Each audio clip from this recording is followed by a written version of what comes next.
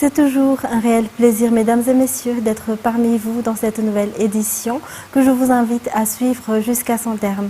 À la une de l'actualité, la liste des candidats se présentant au communal du 11 décembre a connu une hausse de 6,90% par rapport au communal du 2019. La CENI a publié ce jour les listes officielles. 5389 ont été retenues et les 1695 communes ont chacune leur candidat, dont 81 communes ne sont représentées que par un candidat unique. C'est une Ranirland pour plus de détails. La liste officielle des candidats maires et conseillers municipaux a été publiée ce jour par la CENI. Selon le président Dama Arsène, le nombre de candidats inscrits a augmenté de 3695, soit une hausse de 6,90% par rapport au communal de 2019. Selon toujours le rapport, 57 174 candidats ont été retenus, dont 5 389 candidats maires. Les 1695 communes sont représentées, dont 81 communes n'ont qu'un seul candidat. Concernant la participation des femmes, seuls 327 candidats sont des femmes. Après cette publication de la liste officielle, les maires en exercice devraient démissionner de leurs fonctions. Le tirage au sort des numéros des candidats sur le bulletin unique se fera demain. Pour rappel, le bulletin unique sera édité en Afrique du Sud. Et toujours en politique, le sénateur Thiebouma Léo a déclaré aujourd'hui que l'alliance de l'opposition actuelle ne durera plus pour longtemps. Ce n'est pas la première fois que les Malagasy sont témoins de la guéguerre au sein du groupe d'opposition et la raison est toujours la recherche d'intérêts personnels. Ça, Sylvain. Le groupe de l'opposition à Madagascar est en train de se dissoudre. Si, lors de la dernière élection présidentielle de la République, cette alliance a été créée, il n'a pas fallu longtemps pour que les comportements changent. Lors des élections législatives, le groupe s'est divisé et il s'est complètement dissous lorsqu'il n'a obtenu qu'un seul député à l'Assemblée nationale. À l'approche des communales, la guéguerre, les persécutions et surtout les insultes entre opposants sont réapparus. Ces incidents ne sont pas des faits nouveaux, a déclaré le sénateur malgache, car c'est le résultat d'une alliance contre la nature et de la recherche d'intérêts personnels. Par contre, la situation au sein de la plateforme qui soutient le président Anjrazwen est totalement à l'opposé de cela, précise notre interlocuteur. Pour l'IRMAR, le développement est l'objectif commun. L'IRMAR est prêt à affronter le prochain processus électoral avec des bases partout dans l'île. La plateforme est actuellement en plein essor. Diplomatie à présent, Madagascar, la participation de Madagascar à des sommets et à des assemblées générales internationales permet au pays de bien se positionner au niveau international et de mener des plaidoyers pour faire connaître les priorités du pays inscrites dans la politique générale de l'État, afin de bénéficier également des financements et des appuis sur les divers projets prioritaires. Au mois de septembre dernier, Madagascar a participé au sommet de l'avenir et à la 79e Assemblée générale des Nations Unies à travers le Premier ministre Tsai Christian, mais aussi au 19e sommet de la francophonie à Paris par le biais du chef de l'État malagasy. Nadira Koutouma, Kevin Ravuniarsan. Madagascar subit les effets du changement climatique même si elle ne fait pas partie des grands pays industriels qui en sont la cause. La capacité à lutter contre les effets du changement climatique dans un pays vulnérable que Madagascar a été l'un des points forts évoqués lors du sommet de l'avenir à New York les 22 et 23 septembre dernier, à laquelle a participé le ministre des Affaires étrangères.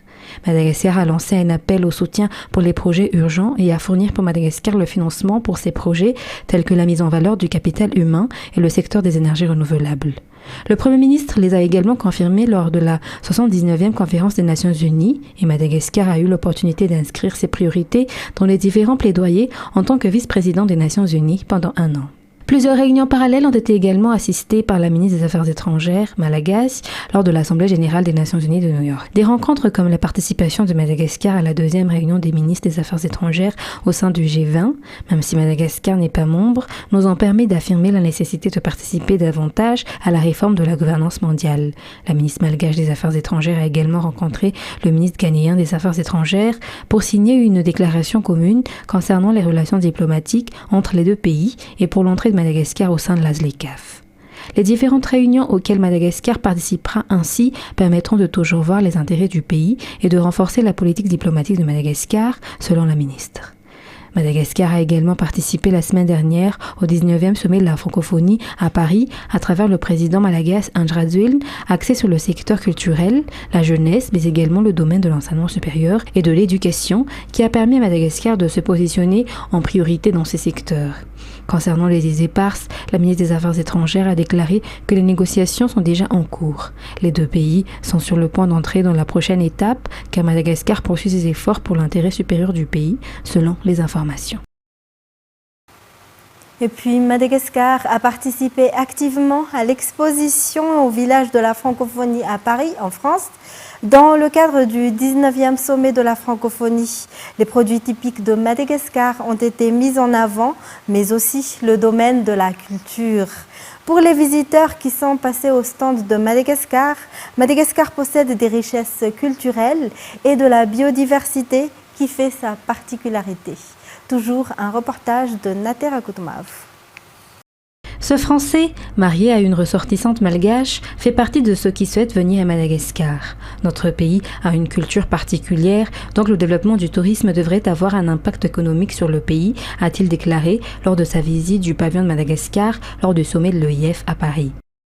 Ma compagne et toute sa famille est de Madagascar, donc je connais déjà pas mal Madagascar, même quelques mots, mais en fait, j'y suis jamais allé.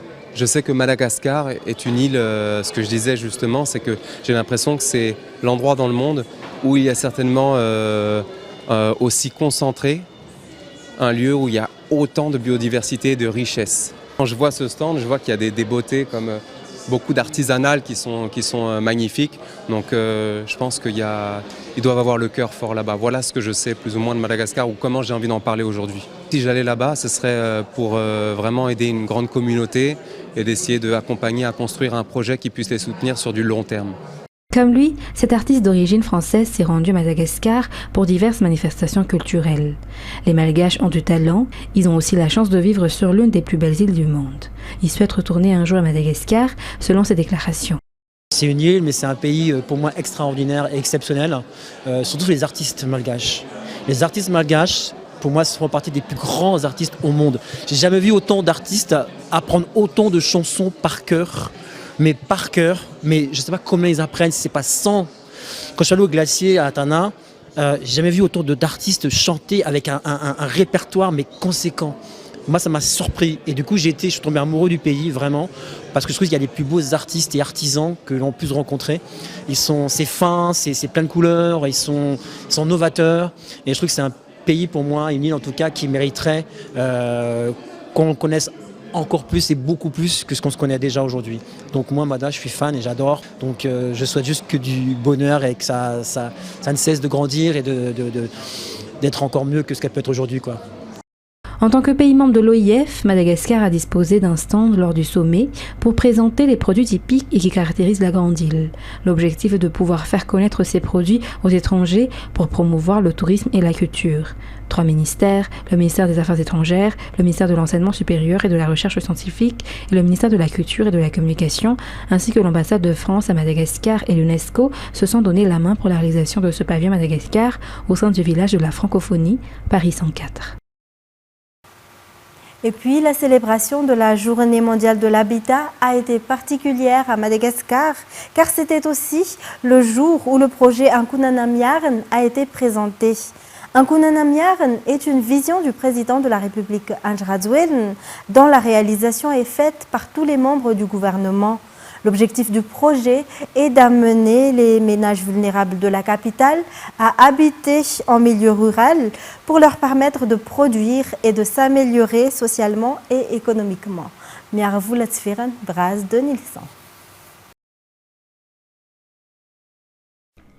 Le projet Ankunanamyarn est un projet du président de la République et qui répond directement au premier pilier de la politique générale de l'État, la mise en œuvre du capital humain. Le projet vise à changer la vie des personnes classées très vulnérables et qui sont déterminées à se relever. 7 foyers en ont bénéficié pour ce début, dont 4 ménages émanant de la capitale et 3 originaires des environs. Ils sont prêts à changer de vie et à pratiquer l'agriculture et l'élevage. Une nouvelle ville, un nouvel habitat pour le monde rural est en train de s'établir ici à Fiaferamang. Une ville nouvelle qui suit les normes de l'aménagement paysager. En tant que ville nouvelle, il existe des infrastructures de base qui répondent aux besoins de la population locale, telles que les universités, les zones industrielles, les marchés, les centres de santé, les gares routières, les écoles, l'approvisionnement en électricité et en eau. Et non seulement les familles qui vivront ici bénéficieront du développement qui en résultera, mais aussi les villes voisines d'Arivunmam et d'Imirsetousk. Le ministère de la Population et de la Solidarité a choisi les ménages qui bénéficieront du projet. Le ministère de la Population a également mené des enquêtes, des visites au sein des ménages et suivra l'évolution de la vie des bénéficiaires. Les ménages sélectionnés ont également bénéficié d'une formation aux techniques agricoles Pfumvudza. Durant les 3 premiers mois de leur séjour à Fiaferamang, ils recevront des allocations mensuelles et un soutien pour leur quotidien. Outre cet accord, l'objectif du SENVH est également d'implanter 417 autres foyers avant la fin de l'année à Mbumyarn, Mbuymanj, à 15 km d'Arivunmam. Au total, 1600 ménages devraient bénéficier du projet dans les 2 Fuktan, Fiaferamang et Mbuymarn. Il sera également étendu dans d'autres localités d'Antsuatan, Antirabé et de Mainz. Et toujours dans les actualités sociales, le PP Maibaoka Ivat peut désormais accueillir jusqu'à 400 élèves grâce à l'achèvement d'un nouveau bâtiment scolaire. Le projet a été réalisé en collaboration avec des partenaires. Le gouvernement a fourni des nouveaux tables-bancs pour le PP. Yves Janel. Le PP de Maibaoka Ivat connaît un nouveau souffle. Si auparavant, elle ne pouvait accueillir que 200 élèves, désormais, elle pourra en accueillir jusqu'à 400. Les professeurs et les élèves ont également été confrontés à des difficultés durant les précédentes années scolaires à cause de la vétusté de l'établissement. Il existe 234 EPP au sein de la Cisco Ambujachim. Le PP de Maibaoka Ivat est la première EPP à avoir été construite dans la municipalité de Talatamati. De telles réalisations contribuent à l'amélioration de la qualité de l'éducation, souligne le chef Cisco d'Ambujachim. Ce nouveau bâtiment est composé de 6 salles de classe et a été co-réalisé par la Fondation Inviseo et la société ENAC. Cette collaboration, c'est le fruit d'un partenariat avec le groupe ENAC qui, via sa société ENAC Construction, a financé donc la construction de ce bâtiment. C'est vraiment un but pour la Fondation Viseo de faire participer des acteurs de développement, donc le groupe ENAC qui est présent à Talatamat, pour que chacun puisse s'impliquer dans les actions que nous entreprenons pour l'éducation et la santé.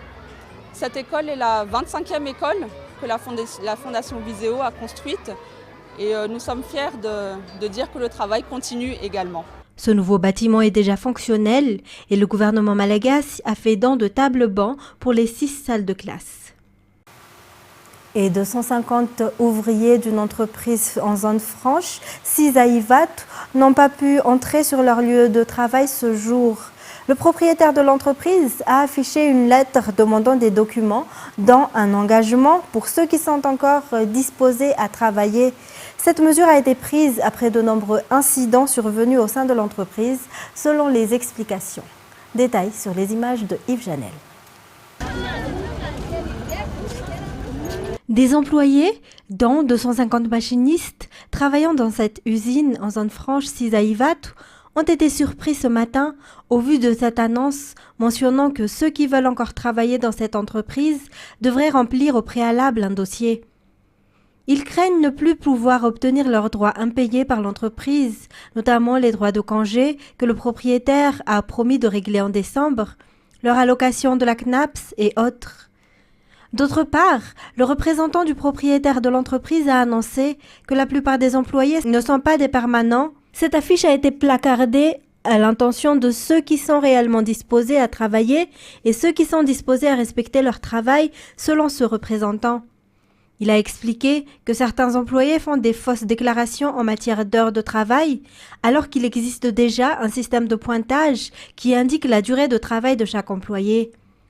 Le propriétaire a également remarqué que ces derniers temps, les travaux sont mal réalisés, ce qui cause un retard pour les livraisons.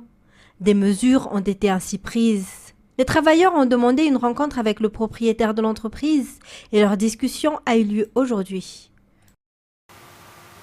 Au total, 45 maisons ont été touchées par un incendie survenu à Mouraran, municipalité d'Ampasmen, district de Tolaniar. Par conséquent, 211 personnes sont sans abri, tandis que 216 élèves n'ont plus de fournitures scolaires. En réponse à ce sinistre, le gouvernement a envoyé des aides. Antoniana Martina pour plus de détails.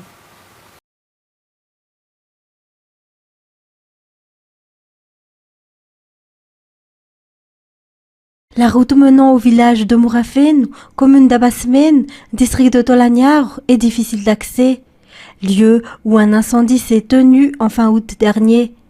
Les 45 foyers victimes sont actuellement en grande difficulté car selon eux, ils n'ont rien pu sauver lors de ce sinistre. 211 personnes se sont retrouvées sans abri et 216 écoliers ont vu leurs fournitures scolaires complètement calcinées. Le gouvernement, à travers le gouverneur de la région d'Anossi, ainsi que des élus dans le district de Tolaniar, leur ont apporté de l'aide, résolvant partiellement les problèmes de ces victimes, grâce aux produits de première nécessité, aux nourritures et aussi aux nouvelles fournitures scolaires. Cette aide s'inscrit dans le cadre des actions sociales de la gouverneure de la région d'Anossi, voire Rakutvel Manansou, en collaboration avec le député Shabani Nourdine. Et dans les actualités internationales, en Éthiopie, 2 principaux secteurs d'importation sont sous la pression de nouvelles règles de l'Union européenne en matière d'environnement, le café et les fleurs coupées. À partir de janvier 2025, les producteurs vont devoir mettre en œuvre les réglementations du Due Diligence Act afin de pouvoir exporter leurs récoltes en Europe. France 24.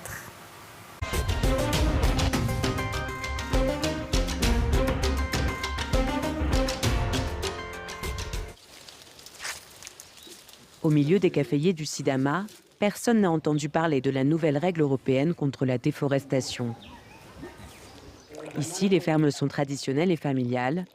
Tona Tomora vit avec sa femme et ses 6 enfants près de ces 2 hectares de caféiers qui génèrent environ 600 € de revenus par an. Nous donnons notre café à la première coopérative qui l'envoie à l'Union des cafés du Sidama, qui l'exporte vers le marché européen. J'ai entendu parler de la législation, mais je ne sais pas exactement ce que c'est, car nous n'avons pas encore été formés. Pourtant, dès janvier 2025, les agriculteurs devront fournir les coordonnées géographiques de leurs parcelles pour prouver que leur café ne provient pas de territoires déforestés. Mais pour eux, une chose est sûre, leur culture respecte les arbres grâce à l'agroforesterie. Ce n'est pas de la déforestation, c'est de la reforestation. Avant, c'était une prairie. Donc j'ai planté les caféiers et ensuite j'ai planté les arbres pour leur faire de l'ombre. Et cela permet de produire plus de café, c'est un bénéfice. Mais les exploitations sont très morcelées, 2 hectares en moyenne. Rien que la région du Sidama compte près de 80 000 parcelles. Récolter toutes les données est donc un travail de longue haleine auquel s'attelle Hermias au siège de l'Union des cafés du Sidama. Il s'agit du code du producteur, du nom de l'agriculteur producteur, de son sexe, de la zone où se trouve chaque producteur, du nombre de parcelles qu'il possède et du nombre d'hectares qu'il détient. Pour lui, il faudrait 1 ou 2 ans de plus pour bien faire les choses. Une nouvelle régulation nécessite du temps, des ressources humaines, le capital pour donner des formations, collecter les datas et installer de nouvelles technologies dont nous avons besoin pour le faire. Delmer, l'une des plus grandes marques de café allemandes, a déjà dit son intention de ne plus acheter en Éthiopie, en faveur de plus gros exploitants capables de communiquer une traçabilité fiable de leurs grains de café. Une menace réelle, car l'Europe est le premier débouché des exportations éthiopiennes. Le secteur du café n'est pas le seul sous pression. Dans les fermes de roses, c'est un parasite qu'il faut chasser, le Phocarpocaps ou FCM en abrégé, pour respecter les nouvelles normes environnementales de l'UE.